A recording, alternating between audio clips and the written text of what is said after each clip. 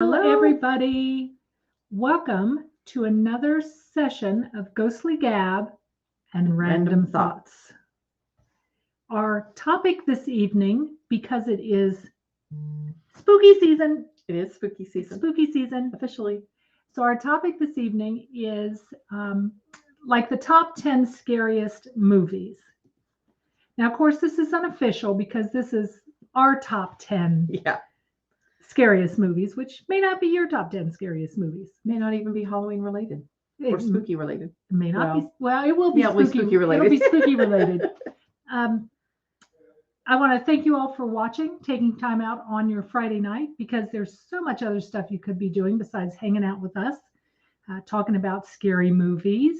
Yes. Um, if you have friends or family you think might be interested in what we're doing, if you wouldn't mind taking a moment to share us out, we would appreciate that. I want to say thanks to our military, both our active duty and our veterans. We appreciate your service. If it were not for you, we would not be able to do what we do. And just as a reminder, there are 11 Saturday shopping days till Christmas. I'm just saying. Because the 12th one is It's Christmas. And ain't nobody want to be out shopping on Christmas, except for Chuck, of course. Before we get started on tonight's topic, I do want to mention a little bit about our last hunt. We went to the Granger house again for the third time, and we went to Edinburgh again for the third time. You may recall, those of you that follow us regularly, that last year, after we had been to the Granger house in May, 2 weeks later, a derecho hit, took the roof off. It sustained quite a bit of damage. But when we pulled up, I was just heartbroken because the big trees were gone. Some of the big trees were gone, and it looked very, very different. Yeah. And it's got the new roof on, but it looks different. But there's still some damage to it. But amazingly, nothing in the house was damaged. Nothing. Really? Yes, it never came past the attic. So I was very worried. Yeah. I was very worried about the stuff they had on the second floor, because that's the bedrooms. Of course, that's their original furniture, their original clothing, their original stuff. None of it was damaged. That's wonderful. Yes. So the powers that be were looking out for the folks at the Granger house. Yes, absolutely. The energy was a little bit prior 2 times. We had made contact the first 2 times we were there with the Granger family. This time we did not make contact with the Granger family. We made contact with other spirits that were there. We haven't reviewed the evidence yet, so I'm not quite sure who these spirits are, but the energy was just different. It was just different. Edinburgh, you all may recall that last year when we went, we saw and captured on video the dark shadows in the basement. And I had remarked how heavy and negative the energy felt in Edinburgh at that time. This time it was have any of the dark shadows. It wasn't a negative, creepy feeling in the basement. It was just like it was the first time we went. Dawn and Christy and Becky and Melissa were with me, and there was something very spiritual that happened there. I don't want to share it because I haven't talked to them about sharing it, but that was a great time too. Again, the energy was different than it had been the first 2 times we went. We were seeing lights, we were hearing voices, and best of all, it stormed. Yeah. Lightning, thunder, rain, have to love it. So, yeah, that was our most recent trips. Okay, so top 10 scariest movies. Yes. All right. So what we've decided to do, Michelle and I, is we're just going to alternate, because I'm a smidge older than Michelle. You're going to notice the difference. I'm a smidge older, so my movies are a little bit different than hers. My number one scariest movie ever, and you all that are on, I see Linda and Becky and Bev, and there's others on as well, but if you don't make any comments, we can't see who you are. But if you're on, share your scariest movies too, and tell us if you remember any of these movies. Okay, my number one scariest movie ever to me is the original 1960 Alfred Hitchcock Psycho. I have never seen it. It was made before I was born. Okay, so let me tell you a little bit about it for those of you that have never watched it. It was produced and directed by Alfred Hitchcock to Stephen King. Yes. Except he didn't write books, he did movies, but he had an imagination. Oh my heavens. So the story centered around Marion Crane, who was a secretary, and she wanted to marry her boyfriend. I believe his name was Sam. Don't quote me on that, but I believe his name was Sam. But they couldn't get married because Sam didn't have any money. So Marion embezzled $40,000 from her employer. She was to take the $40,000 and take it to the bank, right? Well, it got to be too much for her, so she embezzled it. And she left. She said she was headed out to the bank, but she left town. And so that she was headed to see the boyfriend. But so she wouldn't get caught, she stopped in a small town and changed vehicles. And because she had the large amount of cash, the car salesman, kind of got suspicious. Yes. So anyway, then they got hot on her trail. She ends up spending the night at the Bates Motel. Norman Bates, played by Anthony Perkins, I believe. Anyway, she spends the night at the hotel. There's the famous shower scene. Yes, Bev says that she had trouble taking a shower for a while after watching it. Yes. Famous shower scene. And what made it scary was that they didn't actually show anything. It was just the anticipation that something was going to happen. Anyway, long story short, or short story long, or short story long, he ends up killing her. But in the meantime, the detective or private investigator that was hired by her boss, along with the boyfriend and her sister, go looking for her because she's missing, right? Well, the detective gets there first, and he ends up getting killed by Norman Bates. And then the boyfriend and the sister show up, and the sister finds the mother's mummified body in the basement. And and they find it. And Marion, after he killed her, he put her in her car and pushed her into the like swampy lake thing behind the motel. But they end up finding her, and he ends up going to jail, and then eventually a psychiatric unit. But anyway, that's the number one, my favorite scariest movie. Now, I do want to say too a couple of things about this that you might not know. First of all, it was very controversial because her being in the shower in 1960 was like a huge deal. And then I had dinner with Michelle and her family the other day, and Matthew was saying that was the first time. Now, I haven't verified this, so Matt, you're on the hook here if this is incorrect, if you're pulling my leg. But he said that in one of his film classes that they had talked about, that was the first movie that a toilet had been flushed in. And it went the opposite direction. Which I'd never noticed. But when I watch Psycho again, I'm going to look for that. Yeah, he's full of useless information. He's got a lot of knowledge up there. Yes. And it's considered to be the earliest slasher film, even though I don't consider it a slasher film. But it's considered the earliest slasher film. There were 3 sequels, 1 remake, and 1 TV spinoff from it, none of which I have seen, so I can't speak to that.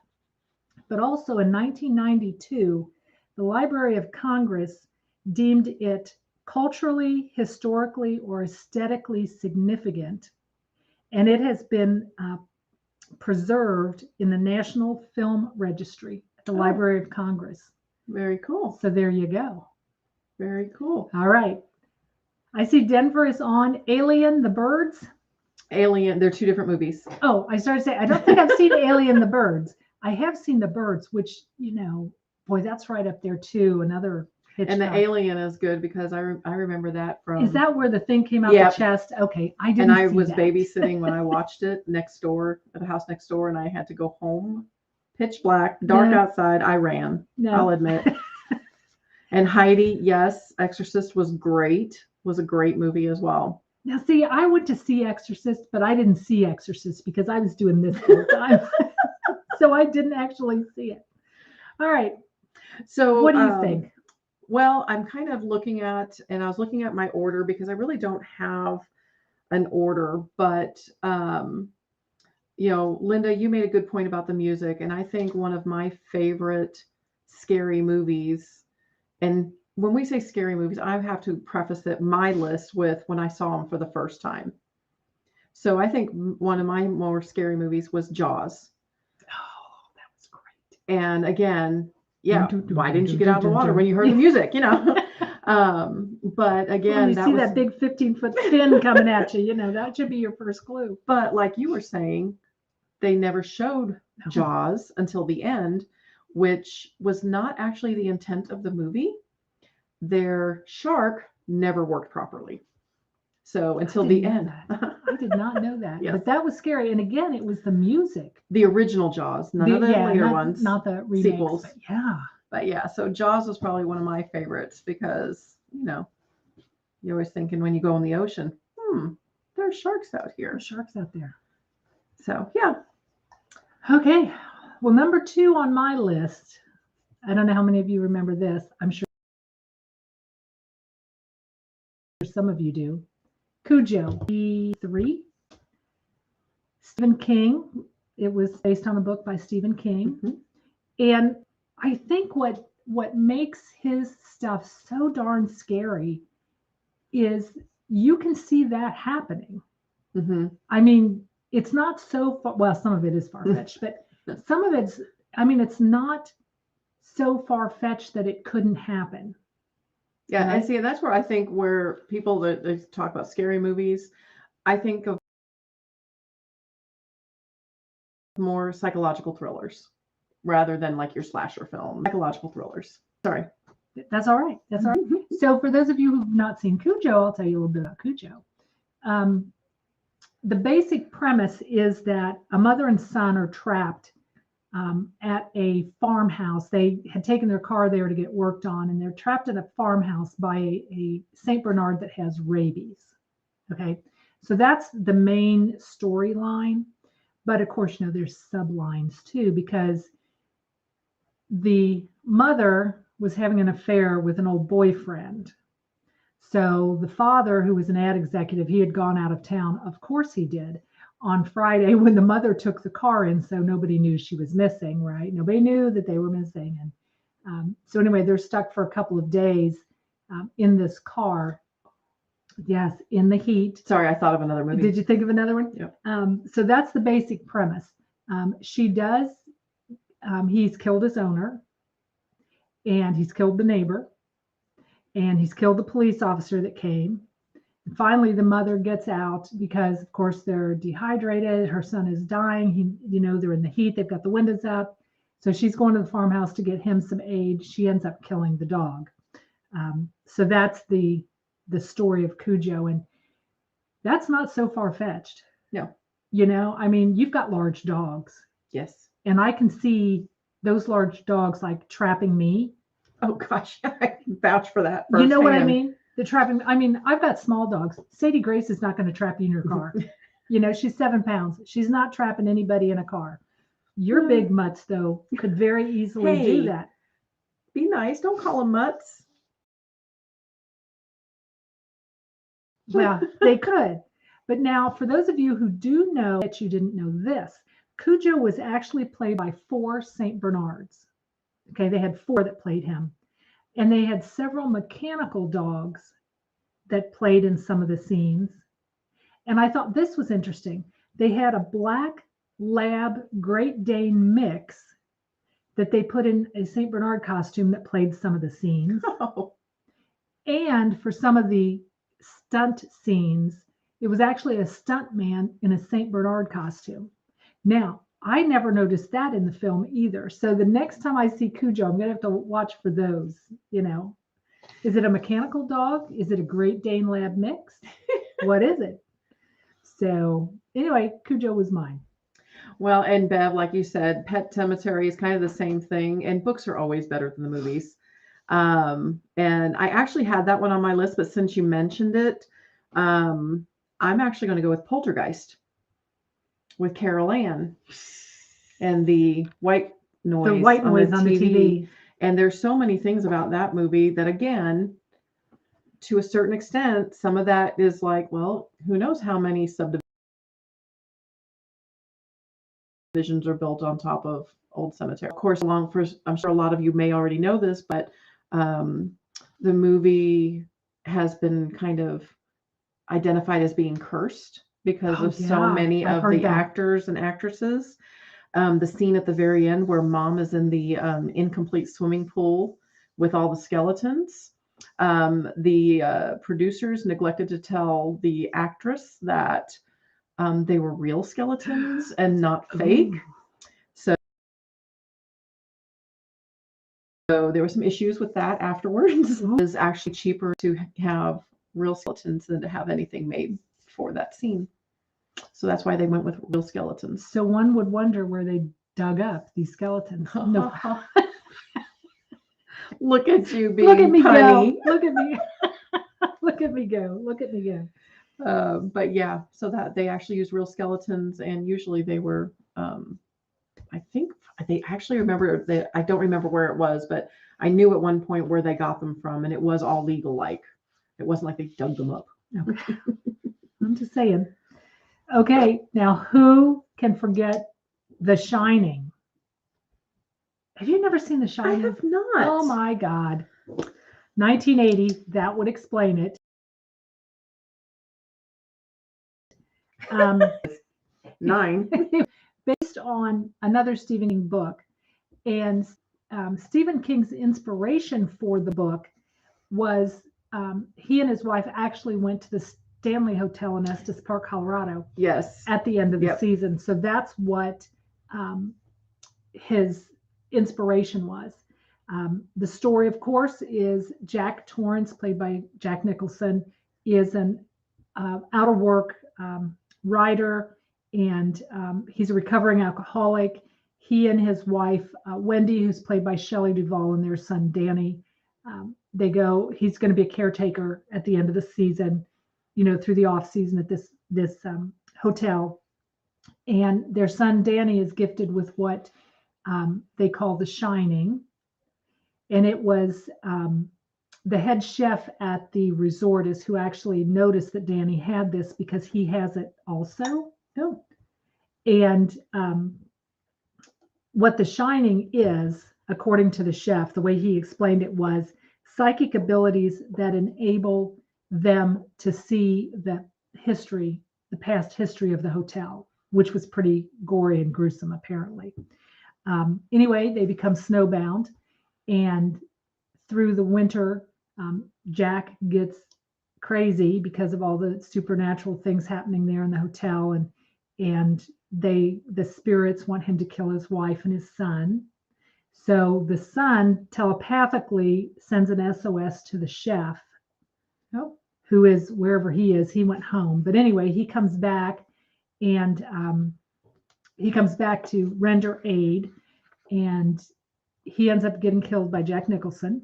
And then Wendy and Danny run into the maze, which there's a huge maze out front of the hotel. But long story short, they do survive. Now, a couple of things that I didn't know about The Shining is that it's it's set in, they call, in the movie, it's called the historic Overlook Hotel. But it was actually filmed almost completely, entirely on sets that were on the EMI L Street Studios in England. Oh, It was not filmed on location anywhere. They built the sets, which I thought was pretty interesting because I had always thought that they had filmed some of it at the Stanley Hotel, but they did not. The interior design of the hotel, the interior shots, were actually based on the, and I might mispronounce this, but it's the Ahwahnee Hotel in Yosemite Park. And what few exterior shots that they had in the opening scenes were actually filmed at St. Mary's Lake and Wild Goose Island in Glacier National Park. And for those of you that have seen the movie, at the very beginning of the movie, you see they're driving their little VW Bug up this mountain road. That was actually, that opening scene was filmed on the Going to the Sun Road. Okay. In Montana. Go figure. Go figure. And the outside shots, there are a couple of outside shots in the opening scene, and they were filmed at the Timberline Lodge in Mount Hood, Oregon. Oh, wow. They were all over the place. They were all over the place, but that's just a very few scenes right at the very beginning of the movie.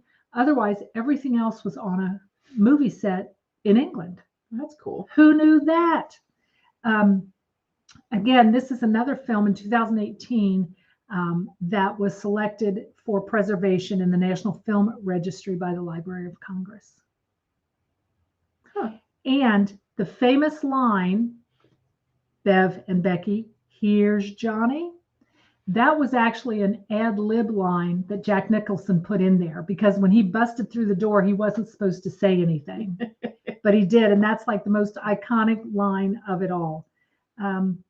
And by the way, Stephen King hated the film because he said it was nothing like the book. Oh, okay. I didn't read the book, so I don't know. The movie was great. Movie was great. So another movie that, again, we can see our age differences was, again, when I saw it for the first time, was Nightmare on Elm Street. I've never seen those. Freddy Krueger.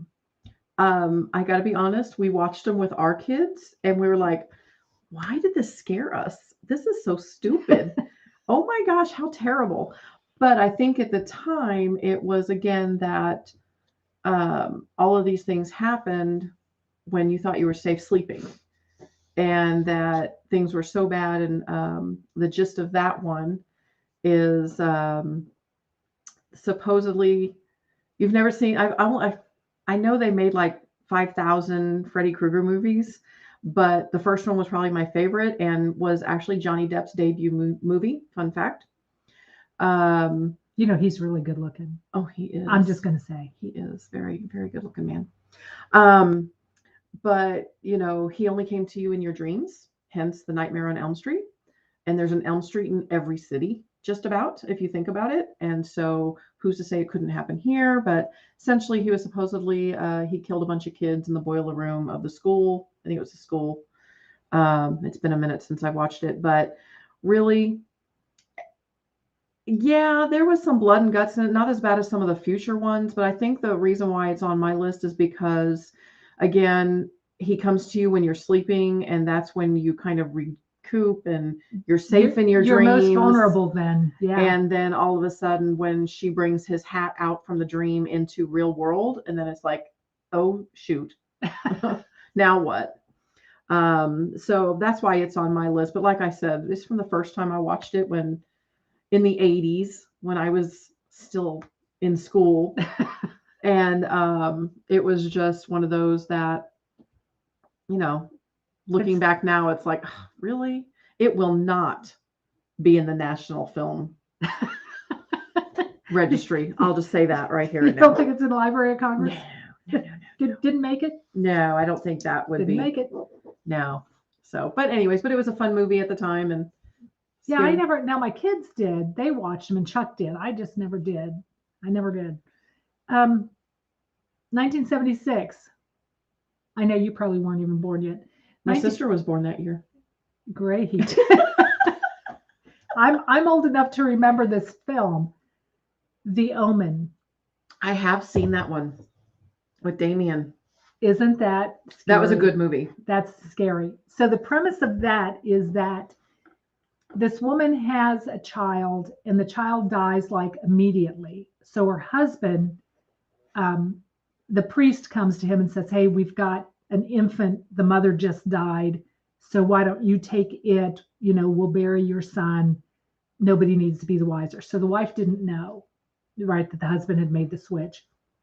Come to find out, and of course, strange things start to happen. And come to find out, they realize in his early childhood that he's the Antichrist. So there's a lot of death in it. A lot of people die. The housekeepers die. The priest dies. Everybody dies. Eventually, the mother is killed also. So the father is going to take Damien to the church and kill him with a stake through his heart, right? These special stakes. These special stakes. And as he's getting ready to kill him, the police show up and shoot the father. So the final scene is they've got this double funeral for the mom and the dad, and Damien is standing there with this crazy smile on his face. Evil grin. Evil grin. Evil grin. Now, there have been several follow-ups or sequels to this. There was The Omen 2, 3, and 4, and there was a remake of it in 2006. I did not see any of them because to me, nothing is as good as the originals for sure. So that's what I know about The Omen. Okay, and my next movie, and of course you'll notice I don't have as much detail just because most of mine people have seen. Maybe not. Okay, present company excluded. But The Sixth Sense. Yeah, that was good. I can see him, and I just lost his name. Bruce Willis? Yes, Bruce Willis was in that, and that was just it's another one of those that you don't really realize what's happening until the end when Bruce Willis realizes he's the ghost. Why are these people in my house? What's going on? And just the little boy knew the truth. Because he sees dead people. Yes, I see dead people. And that's very close to, I don't know how many of you have seen The Others with Nicole Kidman, but she and her children are living in a castle and they're experiencing all this ghostly activity, and come to find out they're actually the ghosts. Yeah. I haven't seen that, but yeah, we were talking about that earlier. But yeah, The Sixth Sense, that was another one of those that, again, just that psychological. Well, and you don't know until the very, very end what's happening. Yeah. I had no clue. I had no clue what was happening until the very, very end. Okay, my final one is The Town That Dreaded Sundown, 1976. Never heard of it. Now, I have to tell you, this was based actually on a true story. But I have to tell you my story before I tell you that story. So 1976, drive-ins were very big then. My sister, my brother, and I had gone to the drive-in. We're in the front seat of my sister's car. My nephew, my sister's son, was just a couple months old at that time. He's in the car seat in the back, right? So we're watching this movie. And I distinctly remember that my brother, because I'm sitting in the middle and my brother's on the right-hand side of me. So he reaches back because we had a cooler full of beverages. And he goes to raise the lid on the cooler and it squeaked. Right? We're like glued to the screen. And it squeaked. And I tell you what, that was scary. That was probably the scariest part of the whole thing. But anyway, The Town That Dreaded Sundown was actually based on the 1946 Texarkana murders. They are still unsolved to this day. They called him the Phantom, but he was killing and attacking people in Lover's Lane kind of things. Okay. He attacked 8 people. He ended up killing 5 of them. He has never been caught. Oh, wow. And he just stopped. So they don't know if he died, he was imprisoned, he moved on. They don't know. But that was a scary, scary movie. Now there was a sequel to that was released in 2014. I did not see that because again, nothing's as good as the original. But that was a scary movie. And I think what made it scary was that it largely was true. They did do some embellishment, but as far as the crimes that he committed and those kinds of things, that was pretty well accurate. How those happened and whatever. And that's what made it really, really scary. Very cool. Well, my last movie is, I believe it was released in 2000, and it starred Harrison Ford and Michelle Pfeiffer, and was called What Lies Beneath. Yeah, no, I didn't see that.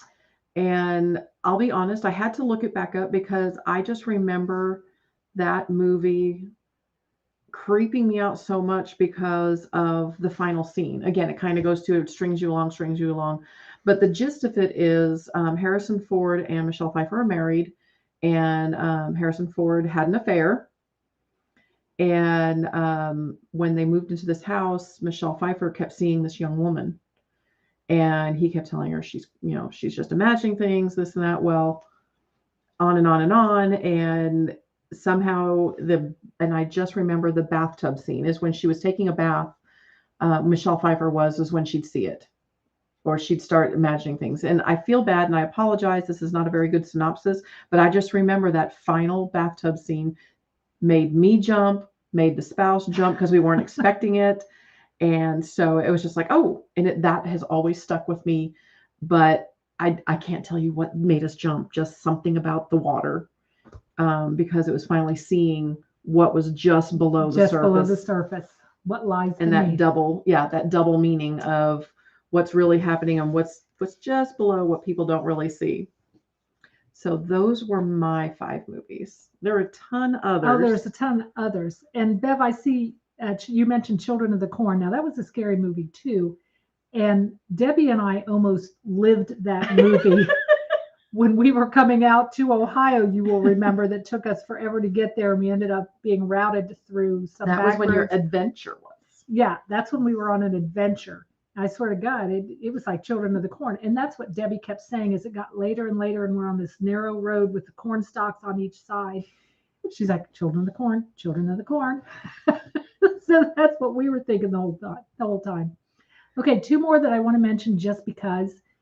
The Fog, remember that, 1980? Adrienne Barbeau, she was the radio gal that was broadcasting from the lighthouse. And the fog was coming in, and with it was coming the spirits of the men that had been on the ship that was crashed 100 years earlier.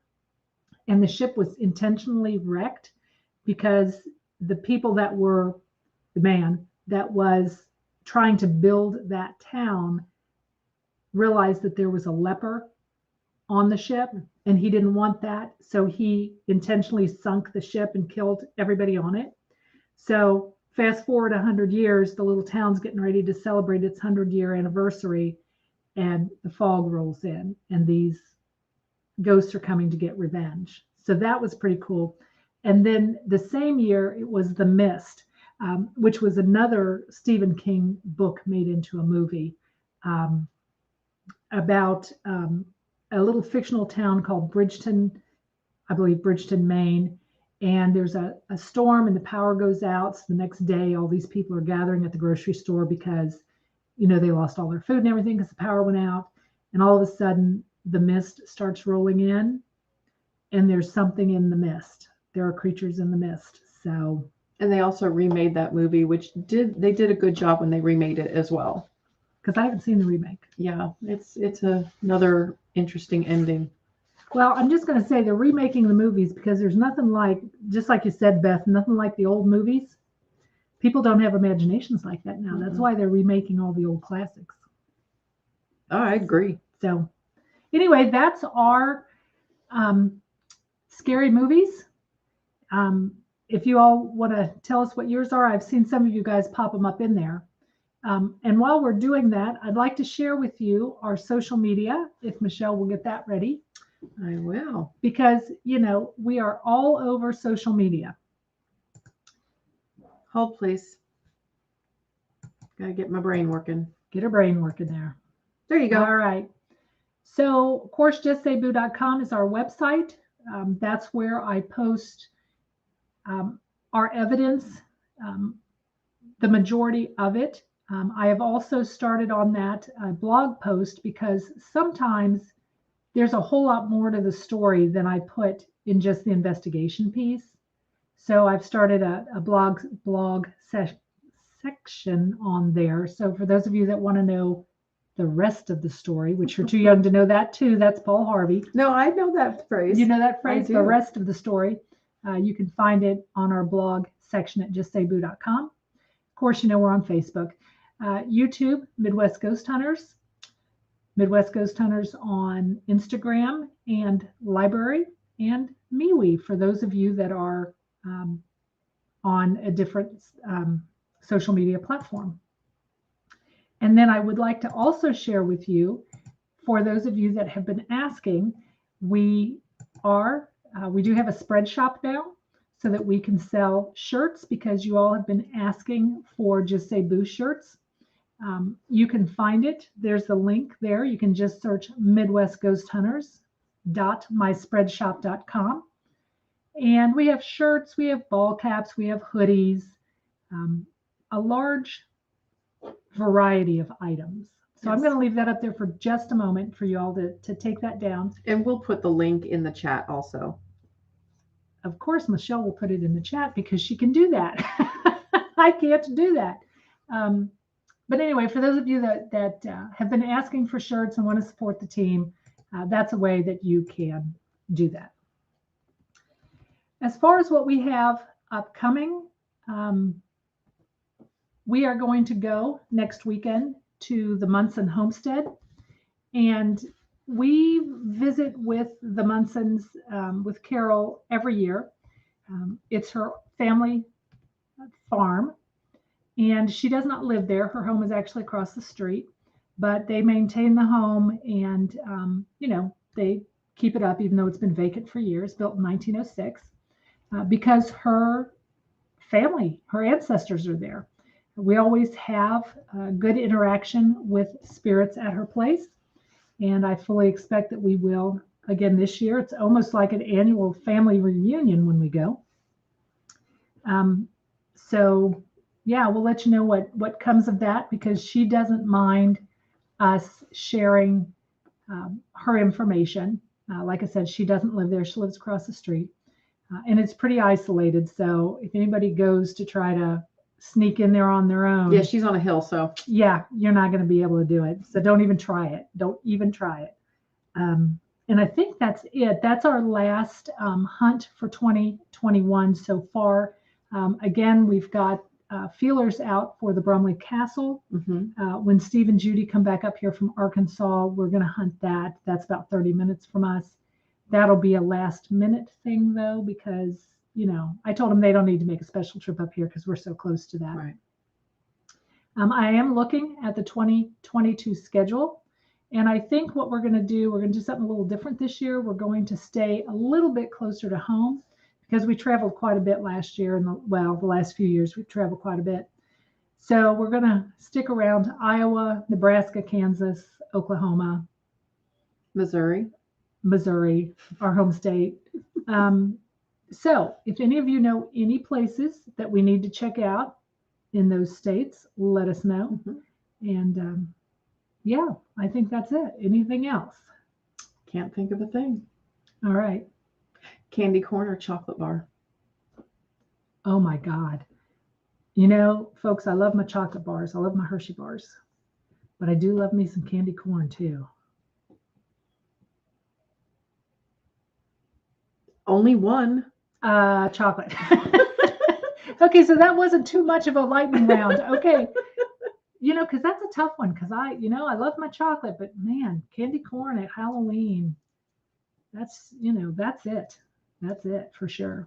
But yeah, we appreciate you all hanging out with us on a Friday night because, like I said, we know there's so many other things you could be doing Oh, besides hanging absolutely. out with us. We appreciate you taking the time to do so. And I guess until next time, Just say boo.